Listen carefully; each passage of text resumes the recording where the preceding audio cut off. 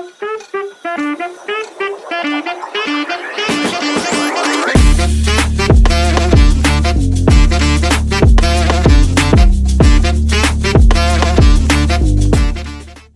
greetings and welcome back to JBZ.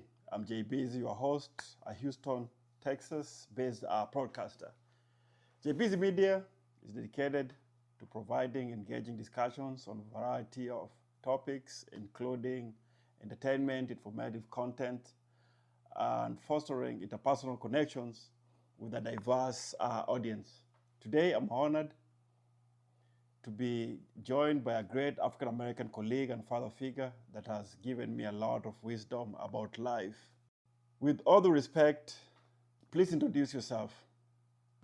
Hello, ladies and gentlemen. I am Gerald Alexander Kyler, and it is my pleasure to be here today, hoping that we can discuss some topics that can, if nothing else, make you wonder, go, they might have something there. Because it is our devoted interest to enlighten you and uncover truths and secrets that maybe you don't know about. Because we believe it's all about one person helping another person, because we're all in this world together. And I'll turn it back over to my host.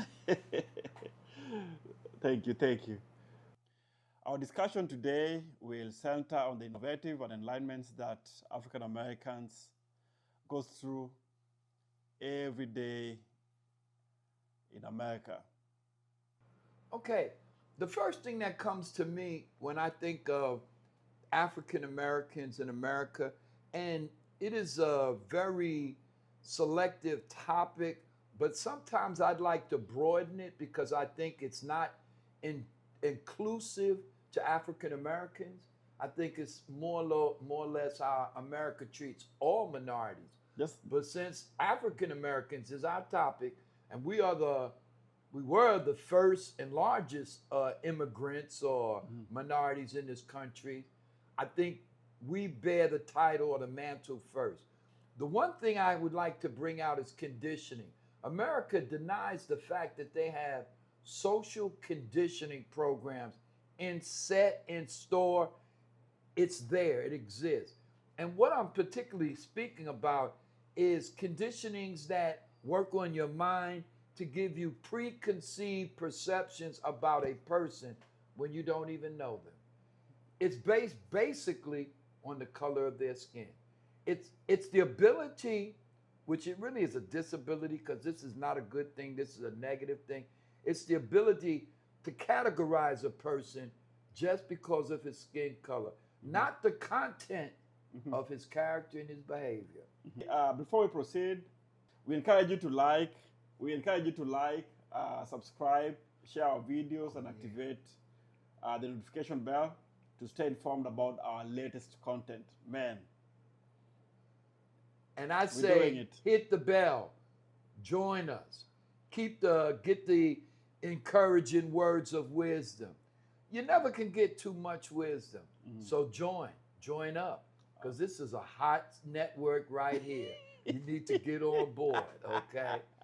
Anyway, as I say, first of all, if you start with conditioning is the way that you change a person's mind and get them to think the way you want them to think.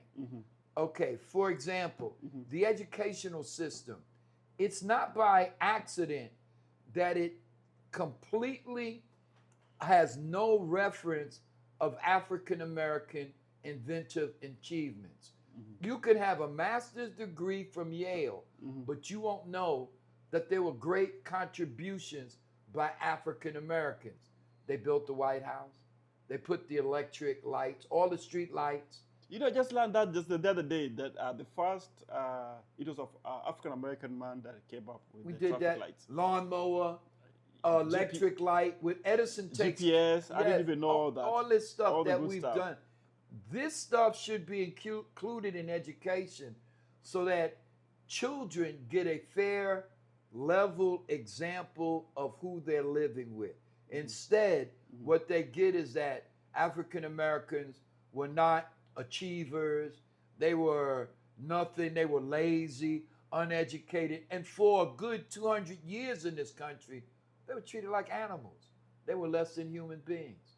So when we transitioned to the human being era, 1864 with the Civil War ending and the emancipation, the country has what they call a systematic prejudice, or it's a systematic way of keeping people down, and it's all in conditioning. Just hold your thought on that.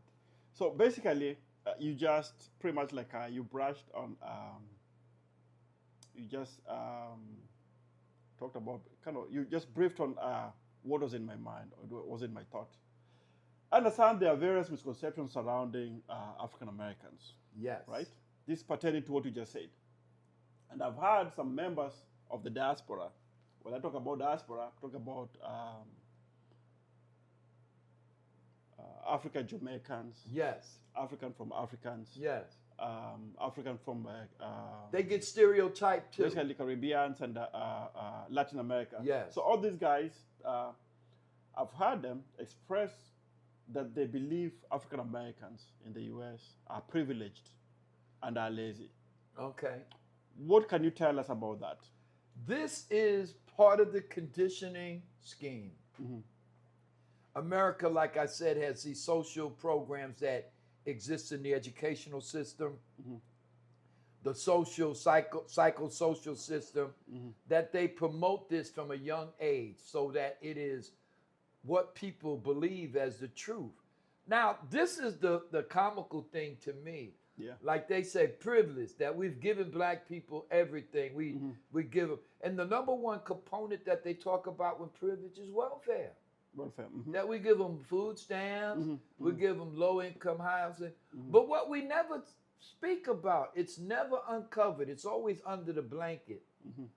The highest population on welfare, black or white, it's white. I'm sitting here today telling you there are more people who are white on welfare mm-hmm. than black people. So this alleged privilege is not inclusive to black people. Mm-hmm. We're not created for black people. In fact, Roosevelt, it's either Roosevelt or Woodrow Wilson, yep. created it during the Depression, right after the Depression, mm-hmm. for white people. Mm-hmm. And yes, black people have taken advantage of this right. But there's more of them using it than us. But that never gets talked about, publicized. So that's on statistic? Or Yes, that's just that's your a true opinion? statistic. That is you can Google that. Oh. There's more white people mm-hmm. on welfare than black people. But yet black people get illuminated that, oh, our taxes are taking care of them. Mm-hmm. They won't work. They won't. When the truth of the matter is, it's called low-income people. I'm coming to that. And there's more low-income white folks than black folks. But the white folks, they never talk about. So they paint this picture that black African Americans are not worthy. They're not equal. They don't do anything. They're lazy. They're taking advantage of the system. Now, there is a system in place mm-hmm. for anyone low income mm-hmm. to get himself righted and get out of it. Mm-hmm. There is a system, but they took advantage of it much earlier than us. In fact, check the beginnings of it. Mm-hmm. These social help systems were created for white people, not black people. Mm-hmm. We just got on board in the 60s and 70s saying, hey, if you don't make but this much, I'm entitled to them food stamps. Mm-hmm. They were involved in it way before us. It was created for them. Okay. Oh, man. Go ahead. So anyway, I've also heard some individuals question why African Americans continue to reference slavery as justification for their challenges, given that it was abolished centuries ago. That is true. Every time like something comes up, or it's a result of slavery. It's slavery, our system was messed up, or our forefathers went through this, And this has been like 400 years ago. I agree. Yeah. Actually, it was in 1800s. I don't believe that was 400 years ago. Mm-hmm. We were in slavery for 400 years. For 400 years. It wasn't 400 years ago. Mm-hmm. It's maybe been 100 years or something like years, that. Okay. Okay. But the point is, this is the point why people say that. The fact that slavery has affected humongously black people in America From the foundation. from the beginning. And this is a point that like makes you go, well, how come when you go to school and you learn about American history, they never talk about slavery? I went to school, they didn't talk about it, they never mentioned it. They give you the feeling that it did not happen or it wasn't meaningful. It was not, in fact, when you study Civil War history, and now college level's different. They will expose it. High school level, they don't expose it. My question to you is, why is that kept out of the little kids' book? And I think it is because they're afraid that white kids will feel guilty, feel bad, and black kids will feel angry. So they just eliminated it. But anytime you eliminate history, you have a problem there. Now let's talk about these long-lasting effects. Slavery separated black people from family. What I mean particularly is that most folks come from family foundations, and that helps you. That is a big plus. When you don't have a family foundation, it is tremendously impactful for your history. Understand, a husband and wife would be separated during slavery. The father sent over to North Carolina, the mother in Tennessee. Soon as she has a bunch of kids, if them kids, male kids, they sold to somewhere else. So they was disjointed family. They didn't have the privilege of family, which is why today African Americans don't have strong family bonds, because it was taken away from them. They know no other way. Now, that's not to say that there's no black families like the Cosby Show portrayed. But for most part, there's not. And slavery played an effect. Another thing, if for 400 years we've been telling you you're no good and you're nothing but like that cow over there, you're a property, you're not a human being, you're an animal. That has a long-lasting effect. Psychologically? Yes, psychological effect on black men. It has to. How can it not? And then there's another thing. This is probably the most challenging, impactful. They use the Bible. It hurts me to think about how not only in America, but in colonization, the European white man took the Bible and actually lied, twisted the scriptures to say, this is God's will for your people. There is no scripture in the Bible ever written that said black people should be slaves, they're less than. What they used to use is a scripture when Cain was cursed. Cain. He's one of Noah's grandkids. Basically, quick scenario, Noah has the ark. After the water goes down, he ends up on land. And he comes in, he gets drunk one night, and he wakes up, and his son, not Cain, his son, it skips me right now, did something to him, and instead of cursing his son, he cursed his grandson. Cain. Okay, and because of that, they say all black people are cursed. Well, the Bible clearly dispels that. In fact, proof of that is that one of the patriots and heroes of the Bible, Moses. So Cain's son was supposed to depict all the black people. He put a curse on Cain's son, on Cain. And they had Canaanites from his loins. Moses, during the Ten Commandments story, we always see that story on TV, but they leave out on TV when they show that every time around Christmas, they show the Ten Commandments. Charleston Heston plays Moses, very strong Bible hero. What they don't show is that Moses at one point marries a black African Ethiopian woman. Oh, Moses. And his brother and his sister, who are prominent people in the tribe, tease him and give him problems with that, like talk bad about him, which infuriates God so much that he puts a plague on them two. And those two come down with they break out in a plague. I forget what that age, what they had. It was a disease they had during that time. But they get that disease and have to be moved out. And Moses has to pray. The one that in the biblical, in the Bible, they talk about Job went through. Yes, but there's, he had a disease. Was it leprosy? Leprosy. They put leprosy on them too. And which when God does that, he's making a stand. He's saying, all of my children. The Bible says all men and women are made in his image.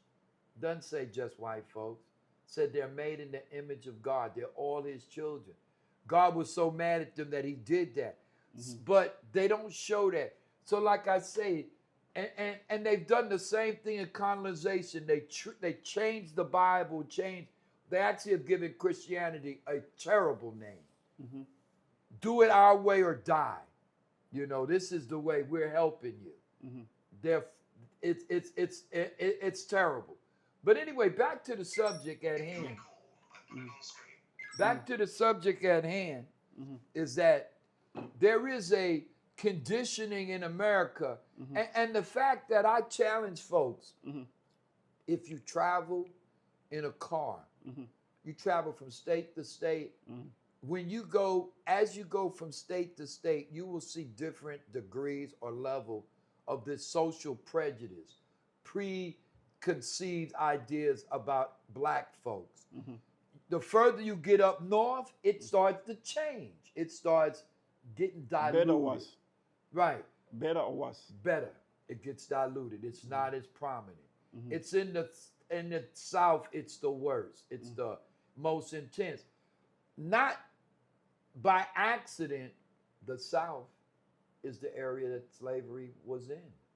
There was some slavery up north, but it wasn't a big thing up north, very little. In fact, if anybody knows the history of slavery, Harriet Tubman, as well as many other slaves, their dream was run away and escape up to the north because those were free states. That's where a black man could live. And why is that? Right. What would make the attitude different from back then from to the now? South, from the South? I think because up north, it didn't really affect them as much because up north is where the Industrial Revolution started. So you have factories, plants. The money making was out of industry. Whereas in the South, the money making was out of the plants, the land. They had tobacco fields and cotton fields, 100-acre cotton fields. Okay. They made their money off slaves. There was no bulldozers back then. In fact, right before Civil War time, there's a black inventor called Whitney, Eli Whitney. He created the cotton gin. The cotton gin is a machine like a tractor, a steam machine, a steam burning machine. It would pick the cotton. He developed it so that they could let the slaves go. They still did not buy it. They didn't use it. They wanted slave labor. And that's why it impacted the South more. You free the slaves in the South and all these millionaires, they go broke. Who's gonna pick that cotton? Who's gonna pick that tobacco? Who's gonna harvest this country land? I got a mansion up there. I'm a millionaire. I need these boys down here. Up north, it wasn't as so. It was different. So going back to my question, how is that still affecting African Americans presently? Okay. One thing that it does is that it has affected, just like it affects the black kid, it affects the white kid. White kid been told since then he's better. Where does that thought come from? Slavery. Okay. Because you were an animal. Them kids, the black kid could play with the white kid for a little while till they got a certain age, then they couldn't play together. They were always, in America, white supremacy has always been promoted. What's your experiences? I know you were born in the 60s? 50s. 50s. So what's been your experience? My experience with far as racial indignation has been that for most parts it's kind of comical. There was only two states I found that I was treated more or less like an equal: New York and California. Anywhere in the South, even as a professional nurse, I was looked upon down because I'm not white. I'm black. Give your experience. Okay. Give me a few I'll give you an examples. example. I come from a little town. I worked in a little town called Orange, Texas. I'm in that town, and I'm called cocky and argumentative. I moved to Houston and work, and I'm called confident and team worker.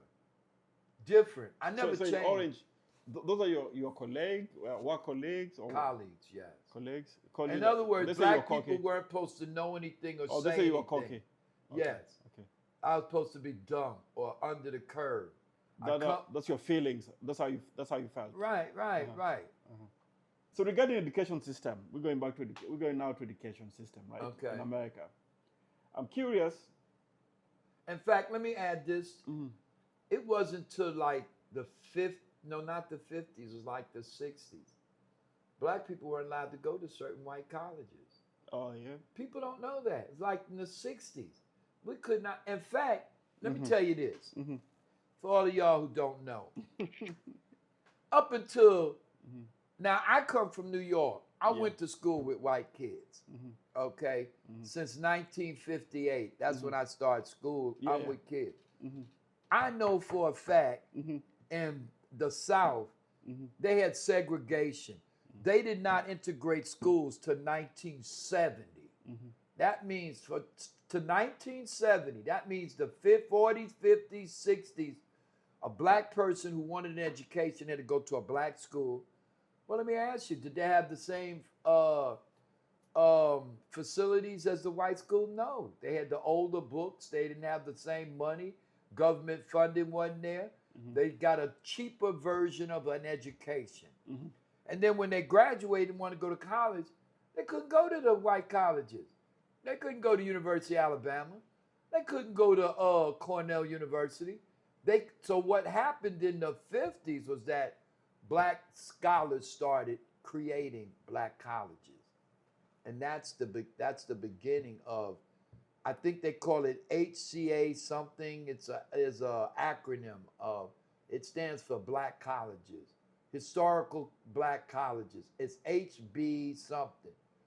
It's like some of the black ones are Fisk University. Man, I can't think of it right now. But there's this whole group of they're black-run colleges. It's where black kids would go to because we were not allowed to go to the white colleges. This was way up until like the 60s or 70s. It was right around the 70s that with Martin Luther King in the 60s opened the door to education. We couldn't go to their colleges, you know. So that's a disparity in America. America's about freedom of this, freedom of that, best country in the world, which it still is. I still believe America is the best country. It is. The best country in the world. I agree. But like I say, for a time, black folks couldn't go to all the colleges. We could only go to black colleges. And I'm amiss that I can't remember. I used to name like 10 black colleges off the top of my head, but I know cannot. Like Prairie View. I went to Prairie View. Prairie View, that's one of them. I went to Prairie View A&M. Prairie View is one of them. Texas Grambling is one of them. Louisiana Tech is another one. TSU. I think, no, what's the one downtown? Oh, it's TSU's downtown, right? That's Southern. called the Harvard of the black colleges. Texas Southern. Yes. There's one near Howard University. There's several of them. These were black-owned and funded colleges for black students. Why did they have to be created? Because we simply weren't permitted to go to the other schools. We were not. So you think that's because of prejudice? Or? Yeah, absolutely. It was actually, they had rules and laws and stuff. And y'all have seen the films in the 60s with black kids getting showered with water hoses in Alabama and stuff like that. Landmark decisions to let schools be legal for everybody. I mean, the black man has had a struggle in America. And the thing that's funny to me, because of the black man's struggles and successes, Bolivians can come, Nigerians can come, Puerto Ricans can come. You know, I did. We opened the door. You know, I did a content. I did a content like that previously, and the thing is, like, I did do it in English. So I was, yeah, it is exactly the same thing I say. Kind of. They Sometimes opened I the see, door. They opened the door I see, for diaspora, Africans, Caribbeans. These are black folks, right? right. And Asians. Yes, They come over here right. and they start looking at black folks, like they Right. look them down, like, you know, I came here, you know, I was nobody. Maybe I came straight from high school, from my country. I came here, I Right. went to college, did Right. 4 years, whatever. I'm done. So now I have a career. Right. But these guys are just born here, and they just Didn't take advantage. you did say. take advantage of the system. Well, So I see, did a content about that. That's the same that thing is you're true. saying. But just like you can see Mhm. one or two, maybe 100 Mhm. who haven't done anything, Mhm. there's another 100 who has done it. Mhm. The thing is, like, what people normally forget is us, like foreigners, for example, like where I come from, Right. we just don't get a visa to come to the US. We just Right. don't get a green card to come to Right. the US. Basic thing. Let The me thing say is, this. we Let get me just filtered. interrupt for a minute. We get filtered. Let me say this. Yeah. Mhm. The reason that foreigners generally as a whole, it's not a secret, why they tend to do better. Let me tell you, Because there's one thing. let me just finish. Let me say this one first. Because they come from a harder regime. And again, they- let me finish. Let Go me finish ahead. this. So normally what happened is, what people don't understand is, we go through a process, right? When you go to American embassy, Right. it might be green card, lottery, it might be maybe you come here as a student, things like that. What people don't understand is we get filtered Yeah. at the embassy. So the embassy only take the best. Right. They look at certain qualifications. Right. Maybe they look at your education, Right. or they might look at your career. They look at your potential, like, okay, this guy goes to United States.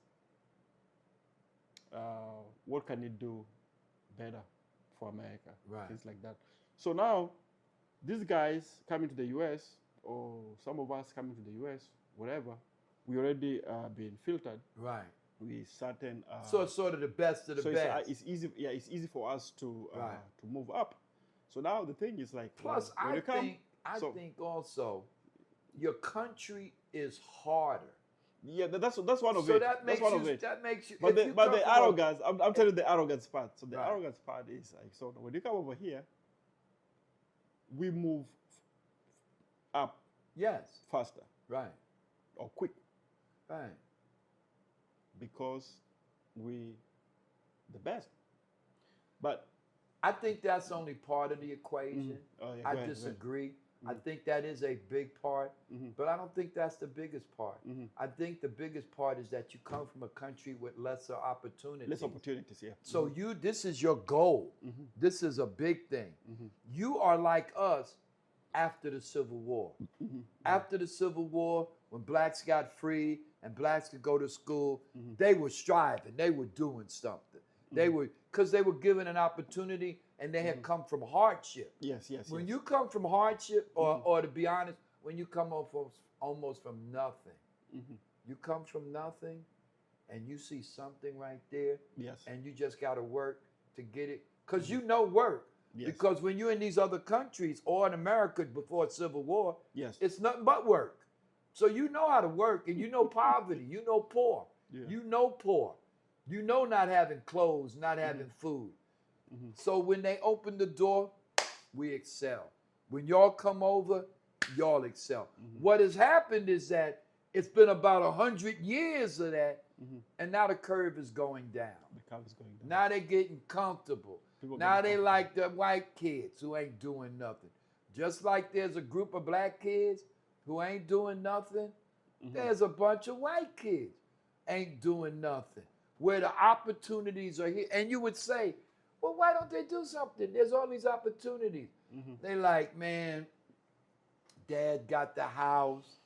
I'm just chilling. You know, they're more privileged now. They've lived a different lifestyle. If these kids were back from the kids like in hard times of slavery, they would excel. They've become complacent, which will happen also with any group. I have the biggest thing that I've come through. I thought that people were different. I actually thought people were different.